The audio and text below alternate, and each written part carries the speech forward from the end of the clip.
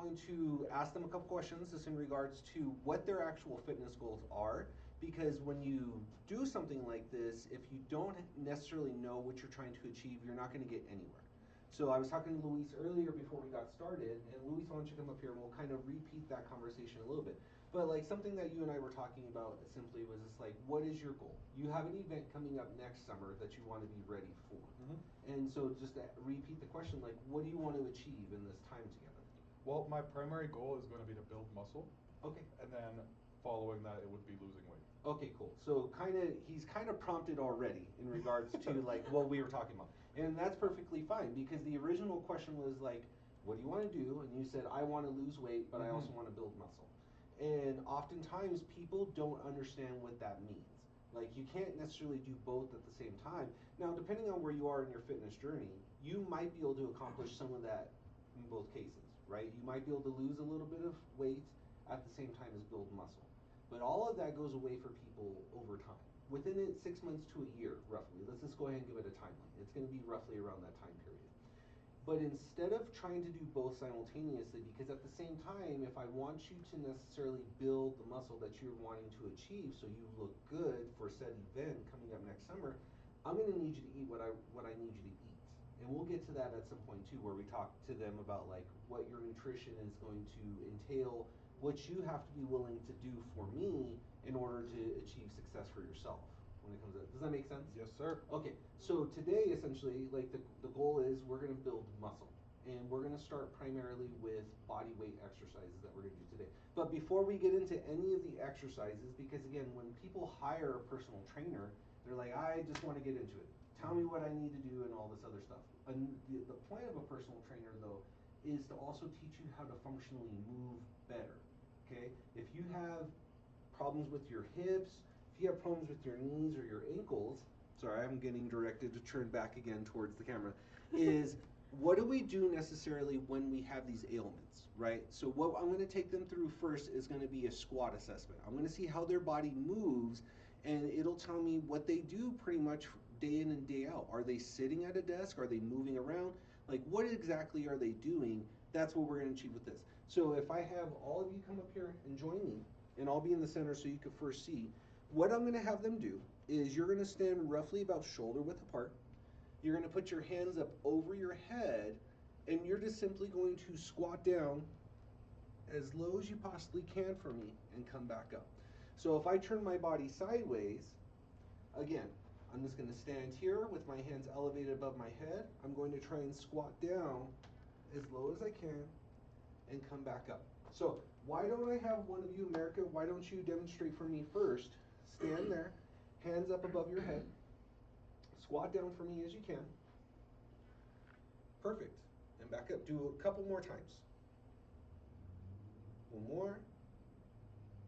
So before I explain what I'm seeing in there, I'm going to have the others do it too, because if I were to cue her on what she is doing or what I see, they might naturally just try to fix it without knowing why they're doing it. So, Luis, let's have you go.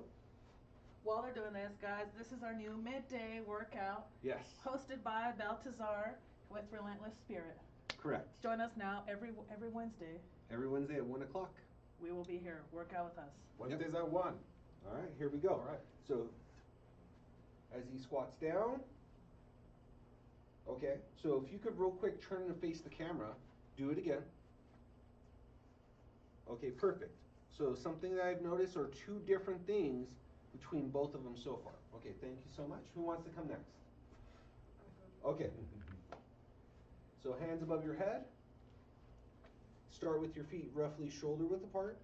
Okay, now go ahead and squat down for me. Okay, not bad. One more time. Perfect. So if you turn and face the camera now, do it a couple more times. Okay, one more time. Okay, so 3 different people, 3 separate issues that I've seen so far. So we're going to have Henry do his next, and then I'm going to demonstrate mine again, and then we're all going to do it together so they can see exactly what I'm noticing in their movement patterns. So Henry, if you go ahead and go for us. Okay, one more time. Very nice. Turn and face the camera, please. Pow, one more time. Very nice. Okay. So what was the point of this squat assessment? Why am I having them do it, and why was it so important before we started getting into the exercise part? And that is, one, when I watched America do hers, she leans forward. So I can tell that she's someone who sits at a desk most of the day probably, and her body tends to tilt forward. So as she goes down, you could see how tight she is in the hips and how the back is leaning forward. Okay, so that's one issue. As I watched Luis do his, I can see his knees buckle in toward each other as he went down. So as he's doing this, I can tell that he's tight right here in what would be referred to as your TFL and in his shin right there. So he has some tightness in his legs, which is causing his legs to bow in toward each other. And I'm sorry, I forgot your name again. I apologize. Jocelyn. Okay. So when Jocelyn was over here, what I had noticed in Jocelyn is as she went down, her heels started to come up off of the ground in order to go down as low as she could. And again, that is tightness in her calf, is why it's causing her heels to come up. Now, she's the youngest out of all of us, and so what she wants to avoid as she gets older is that tightness and that inability to be able to squat down.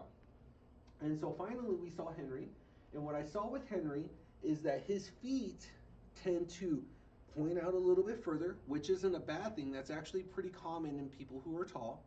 But also as he went down, you can then see his heels coming up off of the floor too.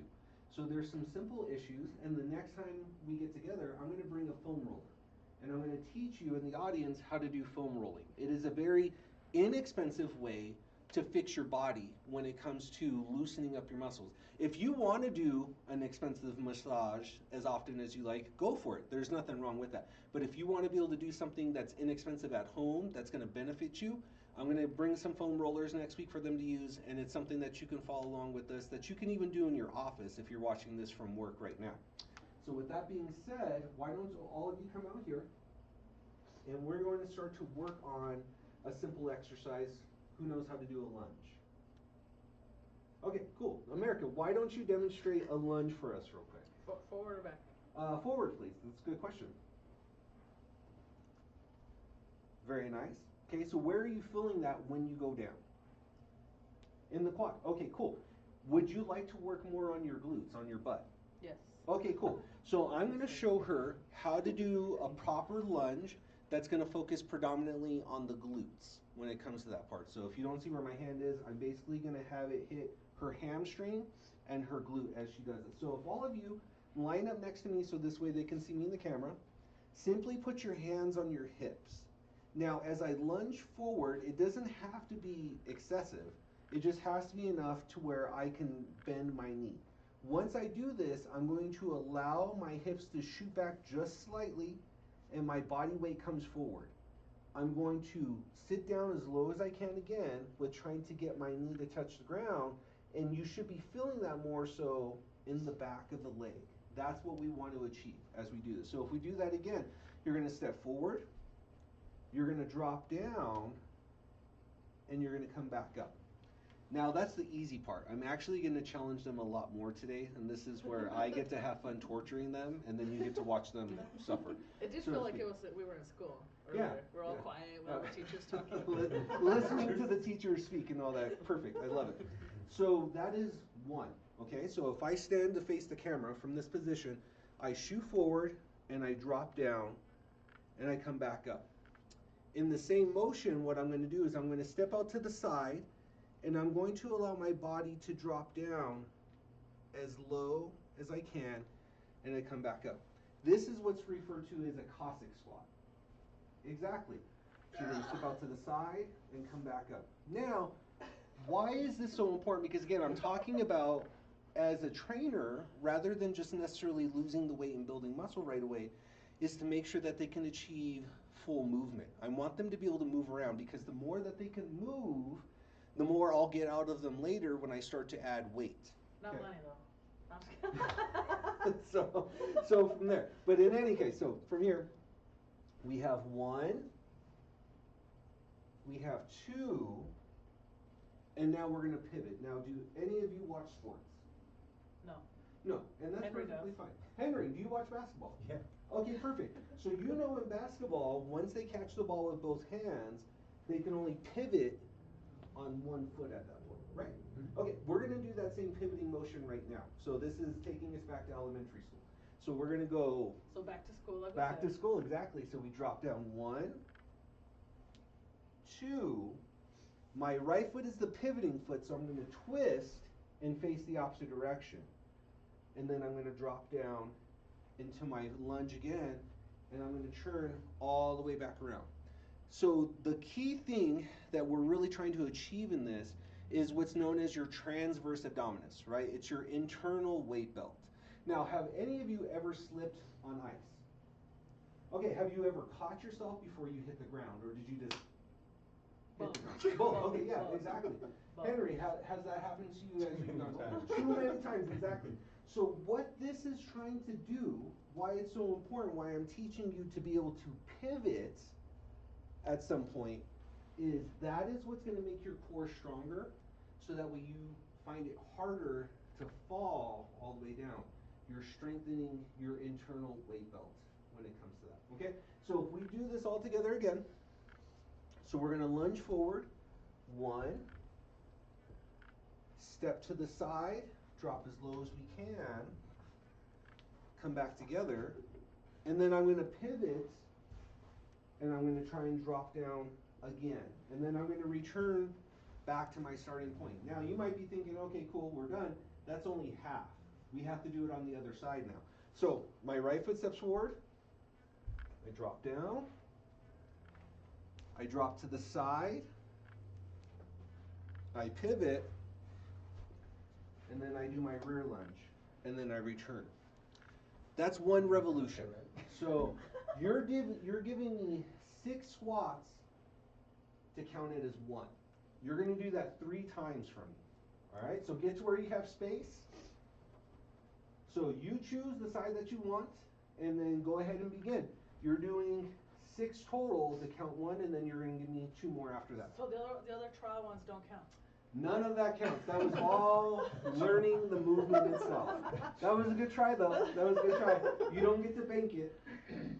All right. All right, let's get going. Nice. To the side. Good. And as these guys are working out again, my name is Baltazar Villanueva with Relentless Spirit Fitness and Nutrition. I've been a nutrition coach and personal trainer for 3 years. Prior to that, I did martial arts for over 30, and I also taught martial arts for 17 years.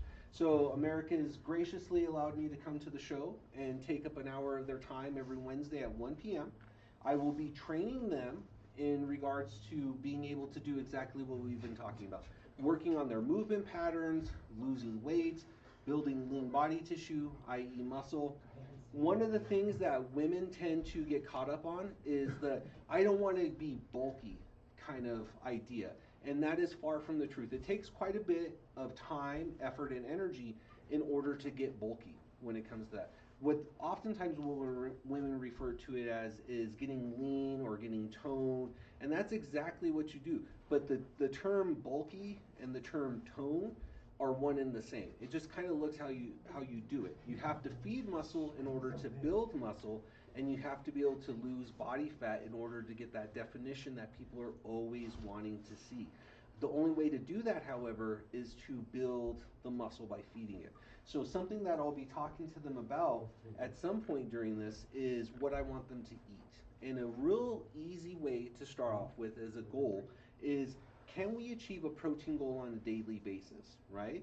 So like, let's say for most women, 130 pounds is ideal. A man, let's say anywhere from 180 to 200 pounds. So I'll get back to that and I'll pick up on protein here in a second, but how are you guys feeling? We need help. The audience needs to keep track of our reps because we all lost count. So I'm giving them a 60-second break, and this actually brings me to a different point before I get back to the protein, is the rest period.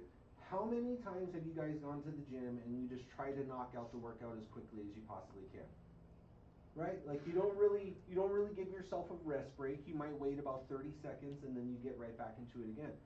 What that does though is it works more on your endurance than it does the muscle building. What I need you to be able to do for me every time is to be able to do the exercise at 100% just like you did the first time. But if you continue to go on and on and on with no rest periods, you're going to find yourself getting more tired to where you're no longer necessarily doing it the best, right? Like that's when we start coming up just a little bit higher, we stop stepping out nearly as much, and that's because our body hasn't fully recovered. You want that recovery period before you do it again. So now you have about 20 seconds left before I make you do your second set. But again, with that 90 seconds that you had, you're going to be able to perform relatively close to what you did the very first time. If you really wanted to do this, and we only have 60 minutes together, is you would take anywhere from 2 to 3 minutes actually in order to fully recover, so that way you could really hit it hard on the next round. So with that being said, let's go ahead and get ready, and I'm ready for you. So as they're performing their next exercise for me, or their second round of it, we'll continue on with the protein part of it. So again, women, you want to be aiming for about 130 grams of protein on a daily basis. Men, anywhere from 180 to 200. It really kind of depends on what your goal is. Now, does it matter on how tall you are? Not necessarily. Sometimes people like to look at that. Sometimes I'll get that question. If I'm a 6-foot male, how much should I weigh? And that's really kind of depends on you and how you feel. You want to feel like you're able to do something like this to where you're able to move around, and that's what's really going to help you when it comes to that. If you don't feel like you're able to move around, yeah, you might be carrying too much weight at that point, and then you want to be able to cut back on what you're eating. So that's the easy part, and that's the first goal that I'm going to give them for their nutrition. Rather than throwing them an onslaught of different things to work on between now and the next time I see them, it's not going to be as beneficial. So I'm just going to give them this goal right now of hit your protein goal between this Wednesday and the next Wednesday that I'm here in person with them to see how well they did. Now, something that I do with my clients when I don't see them on a day-to-day basis, because I don't train many of my clients on a day-to-day basis, most of the time I see people anywhere from 1 to 3 times a week. And when I'm doing that, looks like they're done. We'll get back to that here in a second. Okay, so how are you guys feeling so far? I'm feeling the burn more on that one.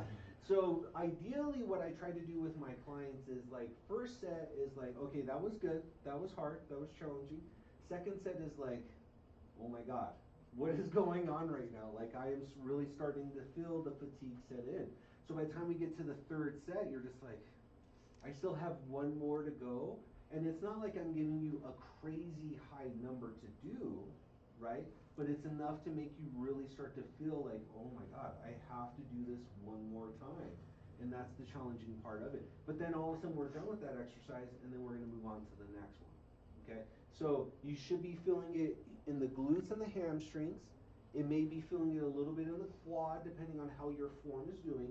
And then you should be feeling it in the side, especially on that interior, the medialis part of the leg on the interior right there. That's where you're going to be feeling that too as you're stretching that. But hopefully you're kind of keeping to some of the cues that we spoke about, of like when you lunge forward, hips are shooting back, and I'm allowing my knee to get as close to the ground as possible without touching as you're doing that. So you have about 15 more seconds, so shake your legs out, get ready. Does everyone feel like they still have good form? I'll probably watch you a little bit more on this one as we get ready. So in 3, 2, 1, go. Nice. To the side. Pivot. Good. Very nice. So as I was saying, so since I don't necessarily see clients on a day-to-day basis, again, anywhere from 1 to 3 times, I have a coaching app that I use with a lot of my clients. So what I'll be doing is I'll be getting all of them set up on there. It's going to allow me to track their nutrition. It's going to allow me to track their workouts when I'm with them and when I'm not with them, right? So it's going to be that part of the accountability that people are always asking for, but they don't really like to do it, because what you have to do is you have to report back to your coach on, what am I eating, right? Like, did I eat this? Why am I not necessarily seeing results? And then you look back on it and it's like, oh, well, now I remember this is what I had on Saturday night, or this is what I had during the week when I was too busy to make something on my own. So they'll be getting cues from me on how to meal prep and things of that nature, and you'll get to watch them follow along on their journey as they're doing this. But right now, we're getting ready to finish up our first exercise, and depending on how this goes, we might get anywhere between 2 or 3 exercises today, and then I'll answer some of their questions as we do it. But I like to, because I only have my clients work out anywhere from 2 to 3 times a week, is to do a full body. So we just got done working their lower body at the moment. Okay? You guys have any questions on that exercise? No. Okay, cool. So our next exercise, had we had some weights, would be a renegade row, which I've watched America do before. She does it very well. We're just going to do a simple push-up with a tap to the shoulder. So as you watch me perform this, I hate the term when people say, like, can I do a girl push-up, when that's not really a girl push-up. Anyone, whether it's a man or a woman, can do a push-up on their knees. It's how you do it, which is what makes it effective either way. So I'm going to go through some good coaching cues for a push-up, because it's relatively one of the exercises that everyone thinks about when it comes to working out, but have really poor form when it comes to it. So if everyone is with me on the floor, we'll start with our knees, and as you feel comfortable, by all means, you can pick your knees up off of the ground. But what I'm going to do is, from this position, I'm going to put my hands directly out in front of me, and I want to make sure that they're underneath my pec from here. And then I'm going to rotate my palms in slightly toward each other. What this is going to do is this allows my elbows to come down at a 45-degree angle. What you don't want to see is when I go down, is my elbows flare out to the sides like if I'm a chicken, like from that position. What that does is that puts too much pressure on the shoulder and the bicep, and those are the 2 muscle groups that we're trying not to do when we do a push-up. So what you want to feel is you want to feel the tricep as the secondary muscle and the chest as the primary muscle that we're trying to build in this position. And by doing this, by turning my hands in slightly to each other, when I allow my chest to come down to the floor, my elbows are now at a 45 versus a 90-degree angle. Okay, so if we do this to where our hands are underneath our chest and our knees are far enough back to where when I go down, I can keep my hands underneath my chest, that's exactly what we want. Okay, so as we bend again, allowing our chest to drop, and we come back up, are all of you feeling that in the chest? Yeah? Yeah? Yes. Okay, perfect. So you're going to give me 10 to 15 push-ups just like that, and then if you fill up to it, I want you to be able to pick your feet up off of the floor and come back up just like that. Hey, whoever wants to come and suffer with us, please. Yes, by all means, the more the welcome. merrier. So as you're ready, go ahead and give me 10 to 15 push-ups. Oh, look at Henry go. Wait. Henry's awesome. Way He's to knocking show, it way to out. show off. So I'm going to say, not bad. I would say, America, move your hands a little further down underneath your chest. Exactly. Yes, that was really good. Let's see, Luis. Very nice. Very nice. Good job, all of you. Excellent.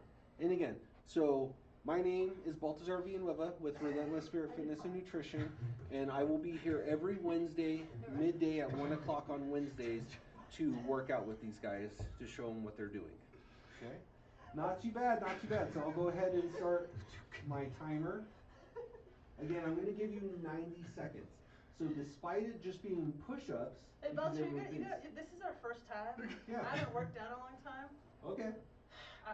Are you saying that you want me to take it easier on you? No, I'm saying you're gonna have to take what we can do right now, and then they're gonna be able to see how we progress into doing more. Exactly. I'm still giving you a good number to go for in this aspect, but you guys are doing a fantastic job. Do you guys have any questions for me that I can answer for the audience? I don't know, does the audience have any questions? I think some stuff is popping up. Come on, Sandra. Come work out with us. Come on, Jesse. Come on. Véngase, tía Marta. Vamos a hacer ejercicio. So, things that you want to be paying attention for when it comes to a workout is like, how am I doing again? So like I'm giving them 90 seconds to recover so that this way they can push harder again. If I only gave them 30 seconds or 60 seconds, they would be dying a lot more. They wouldn't be able to complete it, and then that's oftentimes when people get super sore and then they're not able to keep going consistently. Consistency and discipline is what builds, not the motivation. So everyone here today is doing this with me because they're motivated, right? We have a goal next summer that we want to achieve something. We oftentimes in business have the same thing where we're motivated to do something, but yet we lack the consistency to do something, and we lack the discipline in order to follow through with it even when we don't want to. That is the same thing that's happening with their workouts. So I am ready for you now. 10 to 15 more push-ups. And to speak to after they're done with their exercise is that they might be sore, right? Like America said, like this is the first time she's done this in a while. So then her body might be sore from it, which is okay.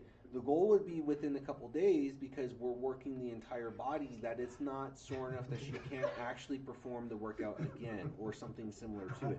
If I were just to give her leg exercises for the entire day, you can hear them dying in the background, then it would be really hard for them to do an exercise again the following day or 3 days later because their body might still be sore. Where if you disperse the workout over different body parts, it allows you to recover all that much better. Okay? If us doing a live workout and a show about it is not commitment, I don't know what is. Well, there is something definitely to be said that if you're willing to do this in front of everyone, that is kudos for sure when it comes to that. It's commitment. It's commitment. So, because now everyone else sees you performing it. I don't know, did you guys ever watch Making the Band when that was popular on MTV with like Puff Daddy and all that? And like he was trying to get ready for like a marathon, and then he was just like putting on weight after weight, and like so he knew at least that he was gonna have to do it, but yet like he wasn't committed to the actual cause, because I think he was like he couldn't even finish the marathon or something like that.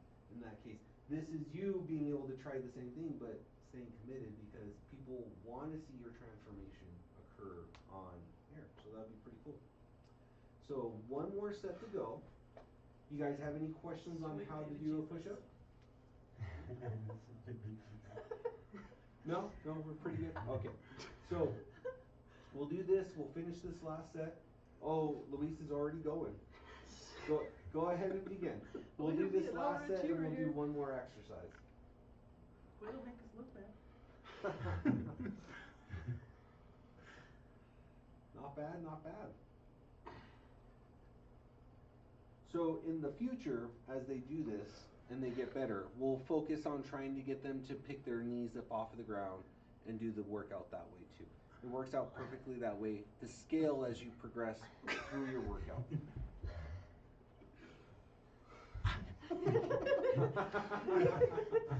I try to go to 16. Not bad. Oh, you tried to get to 16? With the final one, yeah. Nice, very nice. 2 15s, 1 10. Alright, so go ahead and start your rest timer. Our next exercise would usually be some type of rowing motion. We don't have any bands with us today, so we'll try and figure out, we'll do an ab exercise for your next one.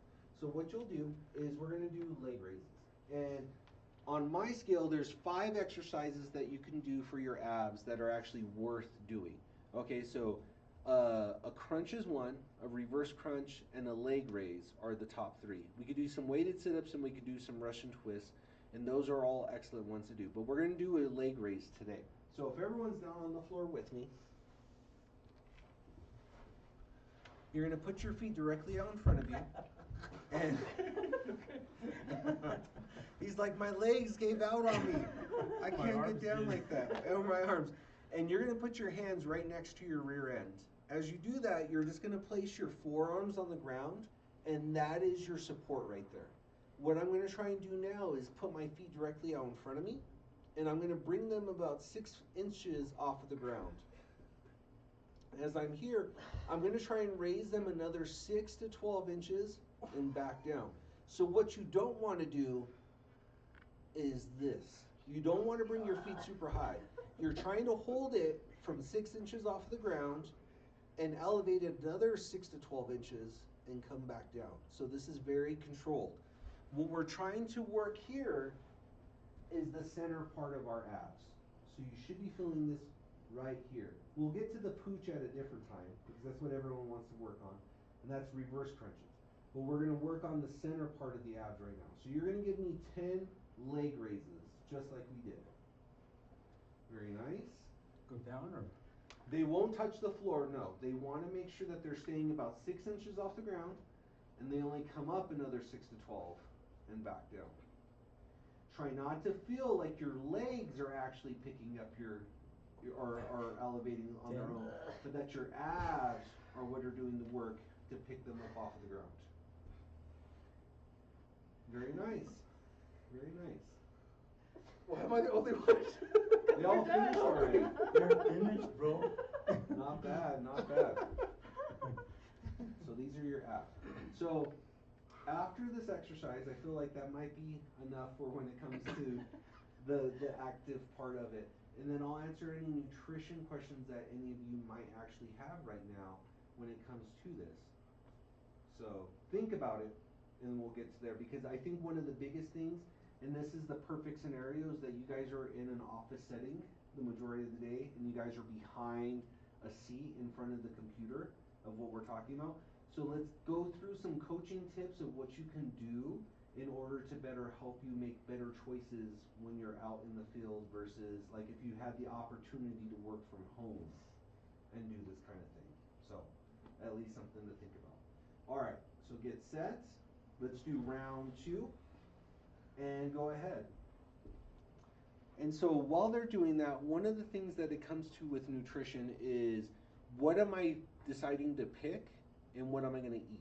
Now, you might be thinking like, well, if I get a burger, obviously from Burger King or McDonald's or Wendy's or any of these other fast food places, that they're going to be high in fat, okay? And then you might also be thinking like not only just about the fat content, but you might be thinking like, well, the bread is bad because it has carbohydrates and carbohydrates makes you fat, and that is far from the truth. It's not carbohydrates themselves that make you fat, it's overeating. The surplus, the calorie intake that we're doing is what makes us gain weight, not necessarily the carbohydrates themselves. So we'll get to that here as we discuss the plan and everything like that. I'll ask you guys for some basic questions later on that you guys will get assigned.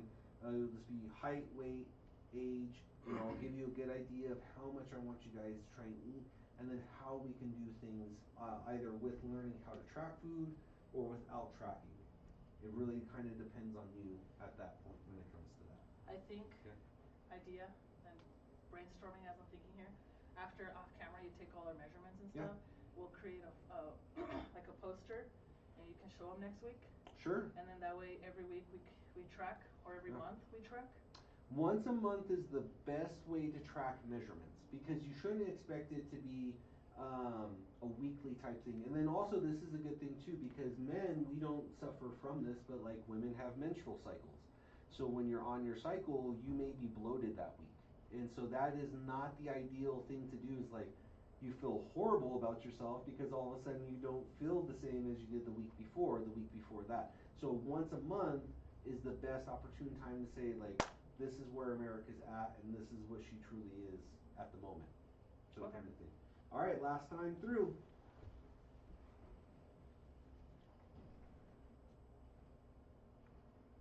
Very nice. Try not to bring your feet up too high. Very good. Feel it in your abs. Luis, I'm going to say pick your head and shoulders up off of the floor. Henry, I would say pick your upper body up a little bit more. Exactly. Try to keep your knees straight. Very nice. Not bad, not bad. So were all of you feeling it here in the abs? Mm-hmm. Okay, perfect. Okay, so things that'll help you along the journey is, again, very simple goal between now and the next time that we meet like this is protein, okay? Protein is always the thing that people tend to think about, and they're just like, oh my God, that's all I ever hear about nowadays, and carbs and fat are bad. It's like, no, your goal is just to be able to hit 130 grams of protein a day and 180 grams of protein every day. If the guys can do that and the ladies can do that, we can move on to goal 2, and we'll discuss that when it goes there. It's not beneficial for me just to throw everything at you at one time. So the thing that I also need you to try and do is I need you to try and eat at home as much as possible. Okay, it's easy to go out and eat. So like, where's somewhere you'd like to go and eat? Where do we go? That place. Panera? Panera. Panera. Okay. You might be thinking like Panera is a really healthy place, right? Like it's always advertised as good whole foods. Chipotle is the same thing. It's advertised as good healthy stuff to eat. Like where do you like to go eat? Same place? Chipotle. Bingo, exactly. Henry, where do you like to go eat? Sometimes Adobe, Qdoba. Qdoba. Okay, perfect. Same thing. Adobe, man, Adobe Cafe. So perfect, same thing, right? So we're going somewhere. It has a lot of. It's an easy place to overeat on calories, right? We get the burrito, we get the tortilla, we wrap it No up with tortilla. everything else. Okay, cool. No tortilla. Do you get a burrito bowl or do you get a burrito? A bowl. Okay, okay, cool. So boom, right there, we cut out 400 calories alone. Good job. So you guys were already on it. From there, when you guys go to Panera, what do you guys like to get?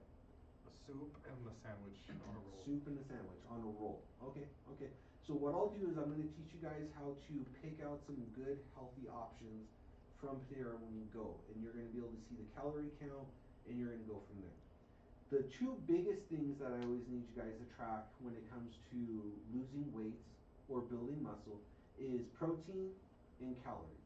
Those are the only things that really ever are an absolute, right? Like if I want to lose weight, I gotta be below a certain calorie count. If I want to maintain the muscle while losing weight, I need to make sure I'm hitting X amount of protein. Okay, that's always the goal. Carbs and fats is dictated on how you feel as an individual. I can say, Luis, you can have 200 grams of carbs a day, but if at the end of the night you're always like, Baltasar, I feel like I'm bloated, then that's probably not the best route to go. You might still be losing weight too, but you just like, I feel nasty, or I just feel a certain way. So question for you, like, what would 200 grams of carbs look like? Oh, that's a good question. So for myself, I eat 300 grams of carbs on a daily basis, and I feel perfectly fine. I get stuff from a protein cereal that I take, bananas that I eat, or fruit that I eat, tortillas that I eat that are lower in calorie, but they still provide me carbohydrates, granola at times, and potatoes. I love to eat potatoes. I eat potatoes almost every night of the week. And you might be thinking that potatoes are actually unhealthy for you, but they're actually one of the better foods that you can actually have, because they're actually a good source of fiber, right? So like, a real quick educational thing when it comes to Leo said he likes Taco Bell. he likes Taco Bell. I'm gonna say find something else, and that's gonna be the best. But you can have Taco Bell, but I would honestly say probably not the best approach to do it. Is this like people always tend to think that rice is super healthy for you, right? It tends to be like the go-to. Like if you guys ever watch like bodybuilders, like they eat chicken, broccoli, and rice like religiously, and that's because rice is so easy to digest. But there's like no nutritional value in it whatsoever. So like for ladies, you should be having 25 grams of fiber on a daily basis. Men, we should be having about 36. And what fiber does for us is the same thing that protein does for us, is it keeps us satiated, it keeps us feeling full. But when we don't take those things in, it's very easy to overconsume. Like if I were to tell you guys to go home tonight and grab 2 regular sized potatoes, whatever that might be, and to have that for dinner, like make them a baked potato and eat them, you might not be able to get through all of it. Now, if I allowed you to throw some butter or some sour cream and some bacon and some chives and everything else, you're like, oh yeah, I could do that all day long. And like you'll be able to smash those no problem. But if I was to only say you can put some salt and pepper and a little bit of butter on there to make them, moist in that way, you're gonna find that you're gonna get full rather quickly, especially if you pair it with a good protein, whether that is a steak or chicken or fish, something like that. You're gonna find like, oh, you know what? I actually am pretty full from eating this food, and that's what you want to do. That's what the goal of it is to be. Is if I can eat whole foods, fill my body up with protein and fiber with the healthy fat that I would be getting from that stuff, also, I'm gonna have a pretty good diet, and that's only one meal. Could you imagine trying to do that for all 3 meals and how quickly you would stay full for the entire day? Now, a good example of why I bring that up in the office setting is like it's easy for us to be stressed out. Like you have kids, right? So like you have kids, you take them to school, you have to get them up, you have to get them ready, Did they pack their homework? Did my spouse help me? Did any of all of this stuff occur, or did it all just kind of fall in my lap as a mom, right? And so like now you're leaving the house after getting yourself ready, getting your kids ready, you have two of them, and maybe even getting a spouse ready, because let's be honest, husbands are like big children, like you have to kind of take care of us too in that way. But like there you go, so like you have all of these responsibilities, and now you're trying to get out the door to get to the office, right? So you might not have even had breakfast yourself. You might have stopped by Starbucks, pick yourself up a grande coffee or ice, whatever, and then you're also getting you a pastry, right? I'm just gonna get a muffin because it's easy. But like if you look at that, that's like 1,000 calories probably that you just consumed that had no value to it whatsoever. It didn't help you build the muscle that you wanted to. It didn't keep the body fat off of you. It just gave you a bunch of calories that within another 3 hours, you're gonna be eating out at Panera or Chipotle or Qdoba, and you're gonna be trying to then manage another 800 to 1,000 calories, and it might now have some of the stuff that we want. We want the protein, so I'm gonna get the chicken, but I really like the queso on my burrito, so I'm gonna go ahead and get some of that, which again isn't really benefiting us all that much. So like learning how to order is gonna be super helpful when it comes to that. Because now by the time you get home from dinner, you're stressed out from the day, you're starving, you have kids that you probably have to help feed too, so you're gonna try and get something quick and easy, or it's gonna be something that we can just toss right into the microwave real quick to satisfy us for the day. And then all of a sudden we sit in front of the TV, we're trying to decompress, or maybe we're sitting back in front of our computer again, trying to finish out the day because we're business owners in that way, and we have things that we have to do.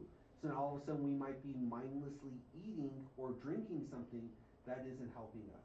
And now I just kind of explained what it's like for the average person watching us that you have to struggle with day in and day out, 5-7 days a week, when it's either you or however your household situation may be.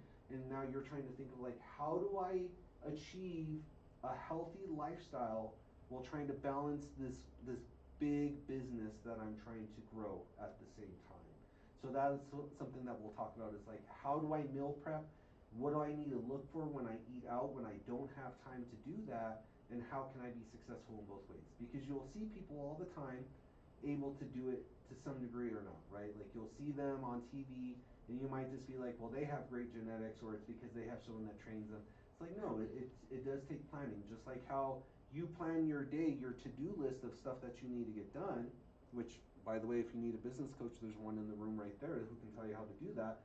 But like, how do you implement the nutritional aspect of it in there too? And that's where that is where you have to be able to balance everything out. So, any other questions? That was a good question. No? There you have it. I would say too, if you guys have any questions that you would like to post and you would like to send to us, I can go ahead and absolutely try to address them in the next time that we're on here, and you can kind of watch them. I think Leo's putting something up. He just said goodbye. Goodbye. Fine, Leo. Bye. Meal prepping has helped me out a lot, he said. Oh, nice. Very nice. Yeah. Meal prep helps out quite a bit. So, otherwise, I think for our first show, 45 minutes isn't too bad. I think we did pretty good. Yes, thank you everyone for joining us. Yeah. Can we throw gang signs up back here? We're still live on that one, guys. Not bad, not bad. I think everyone was tired from that one.